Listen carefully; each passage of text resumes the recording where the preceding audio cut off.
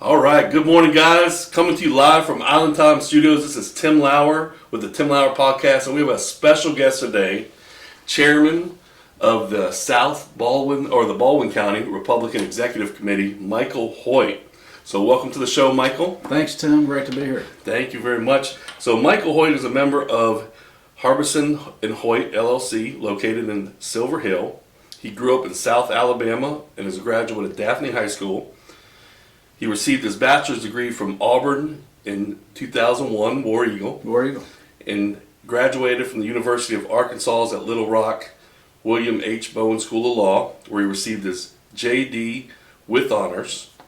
Michael Hoyt has served as Senator of the Student Bar Association, Chairman of the Law School Republicans, and President of the Federalist Society.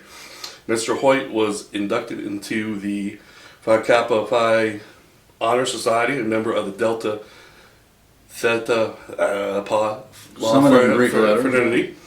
He also maintains a general law practice and assists clients in a wide range of matters. He is admitted to practice in Alabama before the U.S. District Court, Southern District of Alabama. He is a member of the Baldwin County Bar Association and the Alabama State Bar. Mr. Hoyt also serves as the municipal court judge for the city of Daphne and prosecutor for the city of Foley. Yeah, quite a bio there. That's awesome. Sounds good when you put it all together like that. That's right. So, take a moment and tell us a little bit about yourself, Michael. Well, you've covered a good deal of it there. I live in Daphne. I'm married. I have 3 children. Practice law, practice politics, and that's what keeps me busy. Awesome. So I've served on the Baldwin County State Executive Committee. Actually got involved back in 2008 at the behest of the now deceased Don McGriff. Everybody around here knows Don. Don was a great man. He asked me to if I would be appointed on the executive committee, and I said, I'd love to, because I've been a lifelong Republican. And so I've served on the committee since then in a number of different roles, every officer role, I think, except assistant treasurer. And now I'm in my unbelievably 4th term as chair. Wow. Which starts, the new term starts January this month. So awesome. Congratulations. Thank you. Yeah, I met Michael back in 2016. I served my first term as secretary on the Republican Executive Committee and been under Michael's leadership for, I think it's 3 terms now. It's 3 terms, yeah. It's long time. And I decided to roll off and pass the torch on. But a lot of great things. So tell us, what does the Republican Executive Committee do, Michael? The Executive Committee, we're essentially the county branch of the state party. So we're independent, but we serve under the state party. We're subject to their rules and bylaws, of course. And so we're the face of the party. We are the party apparatus for the county. So our job is to get good Republican candidates, to certify them to run for office, and to get them elected. So that's what we do. Great. And where do they meet at? We meet the 3rd Saturday of every other month, beginning this month, and it'll be every other month thereafter at Robertsdale City Hall, 10 o'clock. And all of those meetings they're essentially business meetings. Okay, so we handle whatever party business we have to handle at that time. We occasionally may have a speaker, but those kind of meetings, with speakers and social events, the party apparatus itself doesn't do a whole lot of that. We depend kind of heavily on our auxiliary organizations like the South Ball Republican Women, Eastern Shore Republican Women, and there's a few independent groups that meet more often than we do. So we're really kind of the business arm of the party, if you will. Great. Awesome. Yeah, I think a lot of great work gets done there. It is open to the public, so if you want to come and join, absolutely, see what's going on, or even see if there's opening in your neck of the woods, possibly even get on the executive committee. So what's coming up in 2023? Well, this should be, we're coming right off of the 22 election cycle, so you think, well, maybe a down year, but it never happens that way. So, you're going to see, and you've already seen, Justice Sarah Stewart has already announced that she's running for Chief Justice on the Supreme Court. So you're already seeing candidate announcements. Now, mind you, they won't qualify until March of 24. Wow. Over a year from now. But so we will expect to see people announcing that they're going to be running for office. But as far as for the party itself, I mean, I guess the next thing that we focus on now is what's going to happen in the next legislative session, how that's going to affect anything involving the party. The party itself, the state party, will meet in February, so there'll be some rules changes and proposals that we may have that we wish for the legislature to address. As party chairman, I have a seat on the state committee. You serve on that committee as well, Jim, and we've got a lot of good folks on the executive committee that serve on that. So, and then that goes back into what do you say? What does the county party do? Well, we also have a delegation that serves on for the state party. The state allots a good bit of bonus seats based on the number of Republican elected officials you have in your county. Well, gee, that works out real good for us because we always fill up all of our bonus seats. We get tons of bonus seats because of all the Republicans. So we really have, I think, I wouldn't say it's outsized because we provide so much for the state, but as far as our population-wise, we probably have an outsized representation on the state party level. And I think that's fantastic. Yep. And we want to continue to grow our Baldwin County influence on the state party because I think we do things right here in Baldwin County. That's right. If more counties could emulate what we're doing down here, you know, I kind of well, it would be. I kind of think of us as the kind of the Florida, if you will, of Alabama. I mean, but you look how they've done things right over there. Yeah. And you know, and how they've done that is unity, is party unity, and that's something that's very important to me. Absolutely. And it coming into the 2024 election cycle, I think it's more critical than ever. You know, every election cycle, every presidential election, every primary, we always hear this is the most important election of our lifetimes. That's right. I mean, we hear that every election cycle. I'm telling you, 24 is so important. It's so critically important. I feel a whole lot better. I don't know about you. I feel a whole lot better now that we have control of the House. Because I feel like, gee, we can pump the brakes a little bit on some of this absolute insanity that's going on at the national level. But that only gets us so far. We have got to take back the White House and the Senate in 24. At least the White House. Now, the Senate landscape is very good for us. The Democrats have to defend 2/3 of their seats. And they're in bad shape. So we have a real good opportunity to take the Senate in 24. We've got to get the White House. It's critically important. And we are not going to do that if we're not unified. That's just period. We're not going to do that. I agree, 100%. Now, how about with the elections, with the ballot harvest and different things? What does the Republican Party need to do differently to compete in this age that we're in? That's a great question, and something I addressed at an event that I spoke at a few days ago. Is we may not like ballot harvesting, we may not like mail-in voting, we may not like early voting. But I deal in facts. Okay, as a lawyer, as whatever, you're entitled to your own opinion. You're not entitled to your own facts. And here's the facts. The fact is that mail-in voting, early voting, the ballot harvesting, and it's here to stay. Okay, so I got an email a few days back from Harmeet Dillon, who's challenging Rona McDaniel for RNC chair, and I support her. I support the state voting no confidence in Rona because of 3 failed election cycles. One thing she said in her email is, you know, as a party, we have 2 choices: adapt, choice number 1, or die. That's choice number 2. I don't want to die as a party, so we have to adapt and we have to face the facts. In states where we control the state legislature, where we control the governorship, and that we can dial back the mail-in voting, then we'll do that. And we've done that. We did that after we saw what happened in 2020.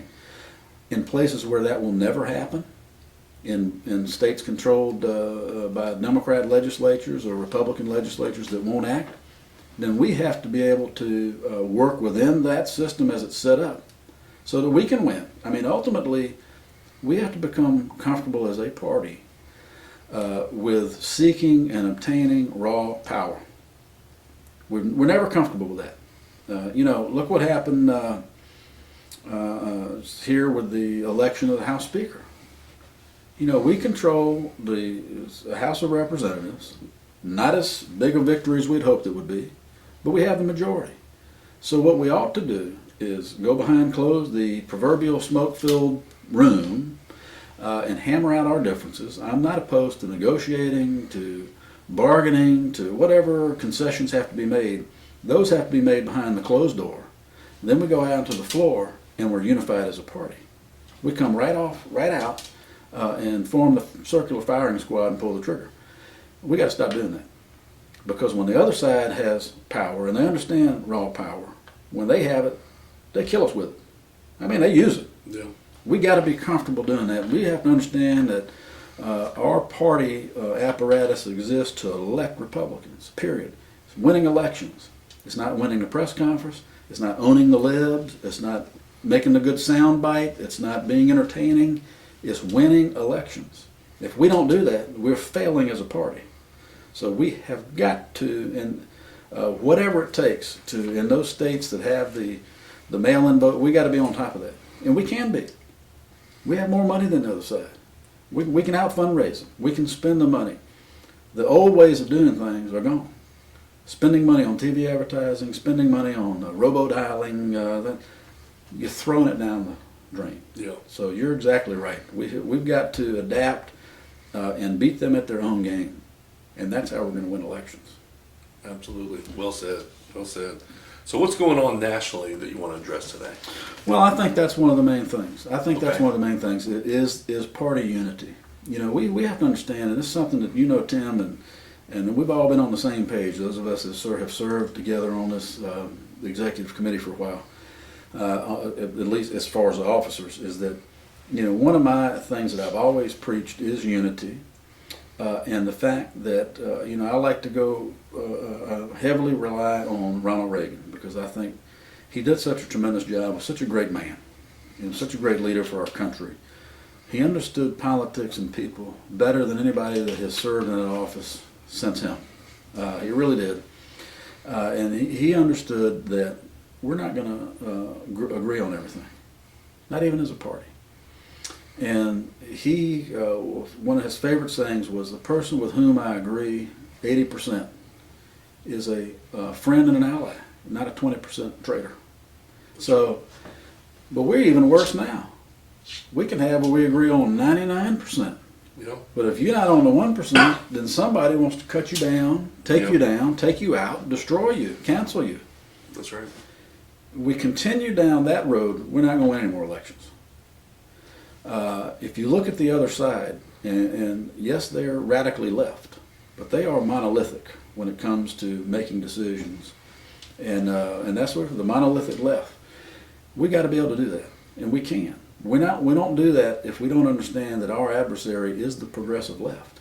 It's not people within our party. It's not our own people because they disagree on one issue. We can have policy differences. We don't compromise on our core principles, but that doesn't mean there's not debate about issues. There Right. always will be. Yeah. And we hammer those out in the primaries. We determine who our best candidate to represent us is. And once we've done that, whether we voted for that person or not in the primary, as a party, we're going to get behind that person 100%, and we're going to vote for them. And as I told some folks at an event a few days ago, and we started talking about presidential primary, which, you know, look, there's going to be announcements will be coming very soon on that, I'm sure. Oh yeah. I don't, you know, I'm not going to get out and endorse anybody. I can't. It's improper for me as a party chair to do that. But I will say this. Anybody, whether it's running for president or any other office, if they don't guarantee that they're going to support the eventual nominee, Yep. don't vote for that person. That's right. Don't vote for that person. If you know, and if when we get into the debate season and all that, if it's all about cutting the person down, personal criticisms and that kind of, don't vote for that person either. We have to focus on if there might be, we can differentiate on issues and where we stand on certain things. But we can't, this tearing each other down has got to stop, and we've got to be unified, and that's been a goal of mine. And I think in our county it's working very well. You know, we've had problems, of course, as any place will, but we've done very well in electing our people, electing Republicans. The only Democrat we've got here is one that the state legislature unfortunately foisted upon us and redistricted. Yeah, that's right. So that will be going forward. We need to see that nationally and locally. and we can lead by example in our county and in our state, and that's what our goal should be. Absolutely. Great. So, looking at that, what are your thoughts of being a lawyer? What are your thoughts on the classified documents with Joe Biden's garage? Well, not just as a lawyer, but as a person, as a Republican, I go, gee, I mean, what a gift this is, because it makes it very difficult now. Very difficult. What's going to happen now is you will not see an indictment of Donald Trump, which you probably were going to see. They were going to indict Donald Trump. That's right. He will no longer be indicted. This was a get out of jail free card for him. And I guess that's why the lunatic fringe, and including the wackos on The View, have even stated, well, maybe the Republicans planted these documents. Isn't that unbelievable? Yeah. Somebody snuck in and put them behind Joe's Corvette. Yeah. Just like the laptop. Just like the laptop. So I think that there was my understanding, and I don't know in depth on these things, but that there was wrangling between the Obama administration and the archives and all of that on classified documents for years on what documents he could keep, what would go to the library, what was. I think this is a normal part of a post-presidential term. Yeah, absolutely. In normal times. Yeah. But they so despise and hate Donald Trump that they could do anything to try to burn him down. So I don't think it was unusual necessarily for Biden to maybe have those documents. But they've made such a big deal out of this that they really, we have a term for that, and that is crawfishing. There's a lot of crawfishing here to try to walk this back, and the floating the conspiracies. Well, is Donald Trump planted them, or the Republicans did, and but we're the conspiracy people, right? Yeah, but they, that's right. Somebody snuck those in behind his Corvette. So, legally, I don't know what happens. I was listening to Clay Travis and Buck Sexton, that took over Limbaugh's spot on the radio, and Buck Sexton was, his former CIA analyst, and he said, when he was at Langley or whatever, the way they treated classified documents, if you couldn't account for where that document was at all times, you faced termination and prosecution. That's right. Here's classified documents parked behind, between a crack pipe and a Corvette in Joe's garage. And what's going to happen with that? Here's what's going to happen: nothing. Yeah. Nothing's going to happen with it. If it was you or I that did it, we'd be, locked in a federal prison somewhere. That's right. For a long time. But that's right. I would think that Donald Trump and his team probably went, "Phew, yeah, that works out good because nothing's going to happen to us now." Yeah, exactly. Well, while we're on the matter of classified documents, as I roll off my secretary, I have all the meeting minutes. We'll make sure that I don't forget to pass these on. Should I sign a receipt that's right, with that's my right. Remax pen? So I got you on TV. Fantastic. Thank you very much. Thank you. So that was good. All right. Let's go over real quick how easy it is to register with the party. I'm going to bring up the website real quick. It's very easy to register with the party. I'm glad you're pulling up the website. I haven't done that lately. A lot of times when you come on this thing, it'll put a pop-up that'll say join the fight. Yep. Since you've logged on before, it probably is not going to do that. Yeah, you put in your email. And join the fight, put in your email. You can actually, when you sign up, matter of fact, it just did a recurring payment on my account. You sign up, join the party. You can sign up for recurring payments. Okay. And you never have to worry about it again. It's just through go PayPal, but it uses your credit card, obviously. And the yearly amounts, if you click right here, 15 for individual, 25 couple. Yeah, super affordable. Super affordable. You're right in, you hear all the information, you get all the emails, all the updates. That's right. And you're going to be on the email list. You're going to be there to find out what's going on, any type of events we have. And we do have events. We had a great dinner last year with Sheriff David Clarke, and a great event that was. Huge turnout in Daphne. So those, you kind of get on ahead of the game and know about those things. You can buy tickets to events that ultimately end up being sold out. So join the fight, help us, because we use those We need your money and your time. Sometimes we need your time, but particularly your money, so that we can help elect candidates. That's what it's all about. We can support them in the elections. Absolutely. Yeah. So, very good. Anything coming up you want to talk about? Our next executive committee meeting is this Saturday, the 21st, a week from today. Yep. 10 o'clock, Robertsdale City Hall. I'll Tim will be there. We're swearing in the new slate of officers, and we're going to have newly investitured Justice Greg Cook. Oh, nice. Is coming down to administer the oath of office for all Wow. the new officers. So Awesome. he was gracious to do that. That's great. Greg came down and spent a lot of time with us during the primary season, and He did. we're very happy for him. He's going to do a tremendous job up there. Yeah, done a lot Great of great conservative work on the voice. Yeah. State committee as well. For years served as legal counsel for the state committee, and God bless him and having to have fooled with that, but he's going to do a great job on the Supreme Court. So that's what'll be going on this Saturday. Awesome, awesome. Well, I want to take a minute to thank you for joining us today. Michael Hoyt does a great job serving our county as a judge, and then also, volunteer work pretty much on the That's Republican volunteer. Executive Committee. But it's important folks like that get involved, volunteer, make a difference, keep our county great, keep our county a great place to live, work, and play. So I love it here. Real quick shout out, make sure you check out our home search site at www.timloweral.com. That's TIMLOWERAL.com. You can follow me on Facebook, Instagram, all the social media sites. I've backed off of TikTok a little bit, so you don't have to worry about that. So tune in every week for a new podcast. Glad to have you on the show. Thank you very much, Tim, Michael. thank you very much. A lot of fun. You too. Appreciate Thank you. Thanks.